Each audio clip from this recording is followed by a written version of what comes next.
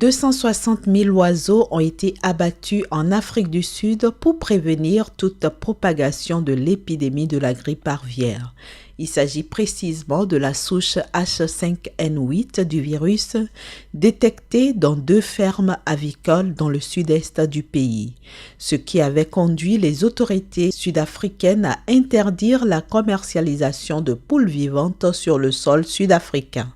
Un coup dur pour ce pays qui est le premier producteur et le plus gros consommateur de volailles du continent. Ces volailles sont actuellement interdites en Namibie, au Botswana et au Zimbabwe.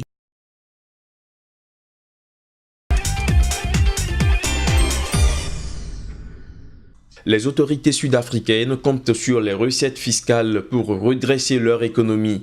Le pays prévoit des recettes fiscales de 98 milliards de dollars pour l'exercice en cours, avec une augmentation de 14% par rapport aux chiffres enregistrés lors de l'exercice précédent, clôturé en mai dernier. L'objectif visé par le gouvernement sud-africain est de redonner des forces à une économie en crise depuis plusieurs mois.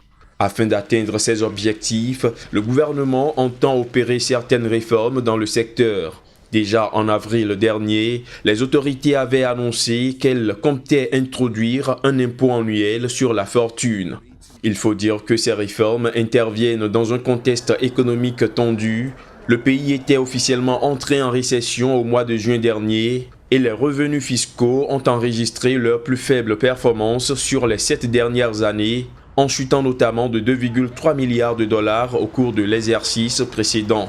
Le taux de chômage a également grimpé en flèche, atteignant les 28%, son plus haut niveau depuis 14 ans. Aujourd'hui, le déficit budgétaire de l'Afrique du Sud est estimé à près de 3,1%. La Banque africaine de développement réaffirme son engagement au Bénin à travers de nouveaux investissements d'un coût global de 52,2 milliards de francs CFA. Le premier projet, qui bénéficie d'une enveloppe de 25 milliards de francs CFA, concerne l'aménagement et le bitumage d'un tronçon routier devant permettre de rapprocher 2 marchés frontaliers togolais et béninois.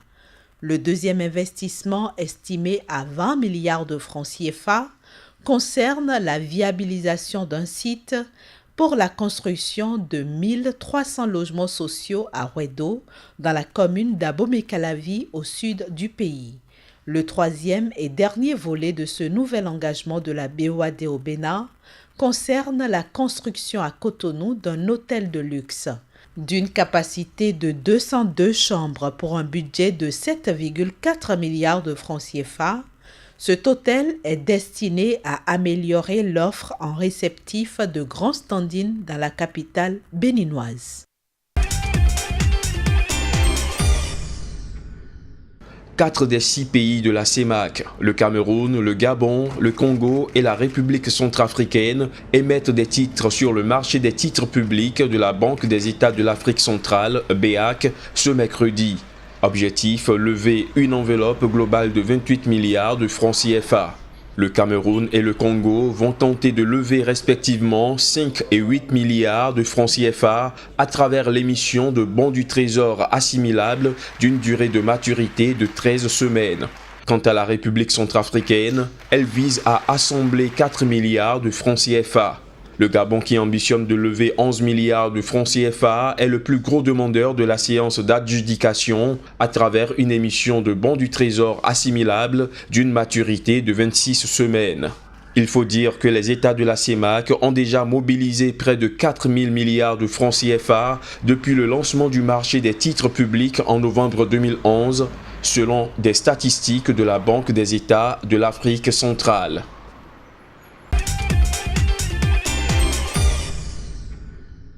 Madagascar va bénéficier d'un prêt de 86 millions de dollars du Fonds monétaire international. Un financement approuvé par l'institution à l'issue de son premier examen portant sur la performance économique du pays dans le cadre d'un programme appuyé par une facilité élargie de crédit, FEC. Ces fonds devraient permettre aux autorités malgaches de poursuivre un certain nombre de réformes entamées, des réformes qui visent entre autres à promouvoir une croissance économique plus inclusive et plus durable à travers l'augmentation des investissements dans le secteur des infrastructures et le capital humain. Ce programme pourrait également aider le pays à renforcer les dépenses sociales, le secteur financier et l'avancement des réformes structurelles. Malgré ses réserves de nickel, de cobalt, d'or, d'uranium et d'autres minéraux, Madagascar traverse des difficultés économiques. Outre les investisseurs étrangers qui ont quitté le pays suite au coup d'État de 2009, la sécheresse entre fin 2016 et début 2017 et du cyclone Enao qui a fait 81 morts pèse lourdement sur l'économie à hauteur d'environ 400 millions de dollars, soit 4% du produit intérieur brut du pays.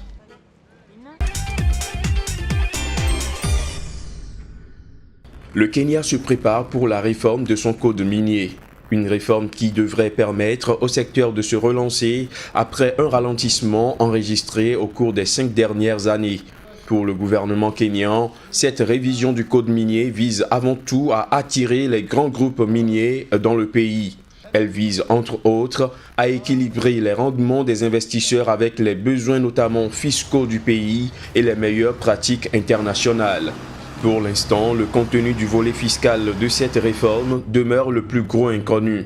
Actuellement, en termes d'imposition des sociétés minières au Kenya, les taux varient entre 30% pour les entreprises domiciliées en Afrique de l'Est et 37,5% pour les entreprises internationales.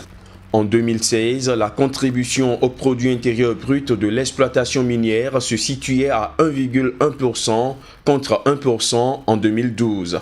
Une croissance nettement faible par rapport aux 4,8% de contribution au PIB du secteur minier enregistré lors de la même période chez le voisin tanzanien. Il faut dire que c'est la seconde fois en seulement un an que le Kenya veut réformer sa législation minière.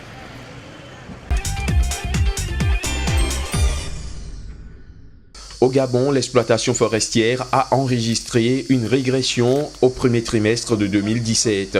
L'activité de la branche des industries de la transformation de bois a en revanche connu une croissance sur la même période. Selon les indicateurs de la Direction générale de l'économie, publiés à la fin du mois de mars 2017, la production industrielle a progressé de 14,9% en raison d'un approvisionnement régulier en grumes et de la montée en puissance des unités de transformation nouvellement installées.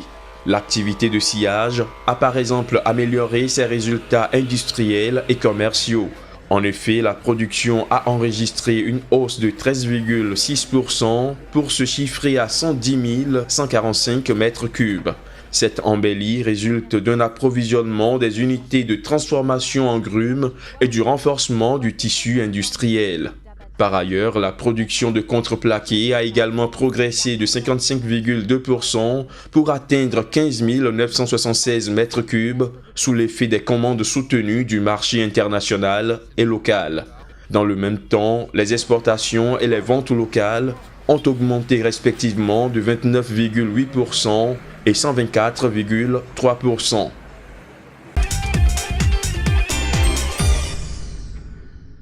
La Tanzanie va bénéficier d'un prêt de 345 millions de dollars de la Banque mondiale. Ce financement, approuvé par le conseil d'administration de l'institution de Bretton Woods, devrait servir à l'extension du port de Dar es Salaam. Ces fonds pourraient donc permettre de résoudre les problèmes d'encombrement que rencontre le principal port tanzanien, le rendant plus performant. En effet, le port de Dar es Salaam, en concurrence avec celui de Mombasa au Kenya, ambitionne de devenir le pôle le plus important pour les échanges commerciaux dans la sous-région est-africaine. Il faut dire que les problèmes de gestion des cargaisons restent un souci fondamental à résoudre pour les autorités tanzaniennes qui prévoient un relèvement de la capacité du port à 28 millions de tonnes d'ici 2020. Rappelons que ce prêt de la Banque mondiale est le deuxième accordé au pays pour l'extension de son port cette année. En janvier dernier, la Tanzanie avait déjà reçu de la banque 305 millions de dollars.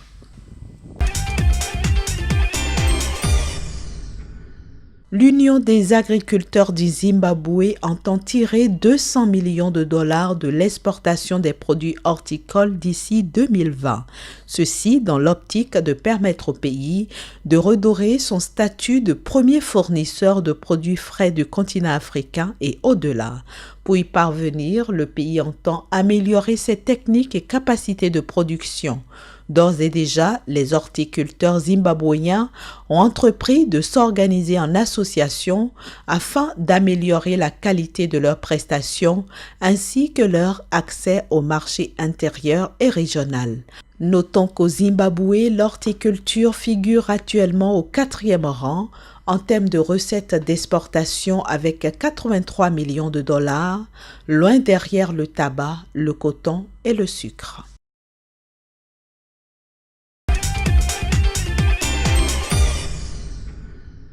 En Gambie, le budget proposé par le gouvernement pour l'année 2017 s'élève à 12,24 milliards de dalasi, soit 266,8 millions de dollars. Ce montant proposé par le nouvel exécutif fait constater un recul de 6% par rapport à l'exercice précédent.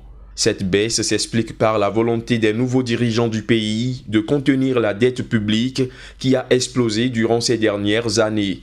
En effet, la dette publique de la Gambie, qui représentait déjà 83,3% du produit intérieur brut entre 2013 et 2016, s'est élevée à 120,3% du produit intérieur brut durant la dernière année sous l'administration de Yahya Jammeh.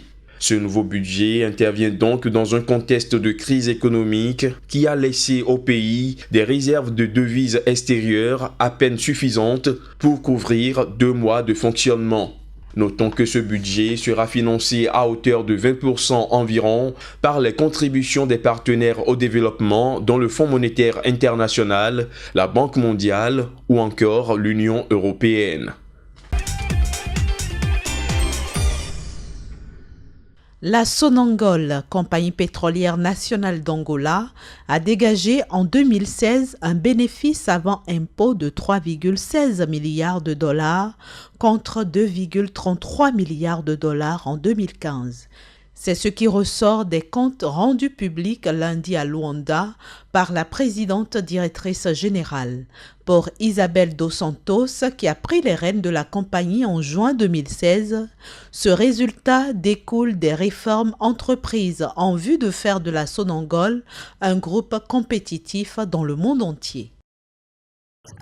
Ainsi, nous avions commencé ce processus de transformation et nous avons continué d'expérimenter différentes choses qui nous ont permis de connaître la réalité de la société à différents niveaux, que ce soit au niveau financier, au niveau du patrimoine, au niveau des affaires, du processus juridique, au niveau du talent humain, économique et social.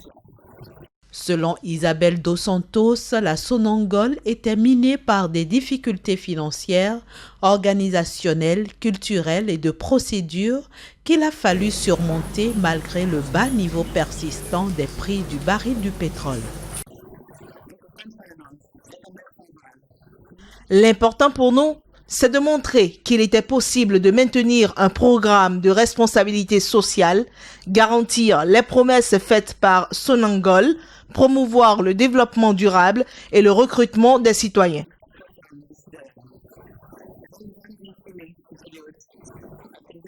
Nous avons réalisé un investissement supérieur à 22 milliards de dollars dans les domaines de l'éducation, de la santé et de la formation professionnelle. Isabelle Dos Santos a saisi cette occasion pour confirmer son engagement à la tête de la Sonangol, malgré la retraite politique annoncée de son père à l'issue des élections générales du 23 août prochain.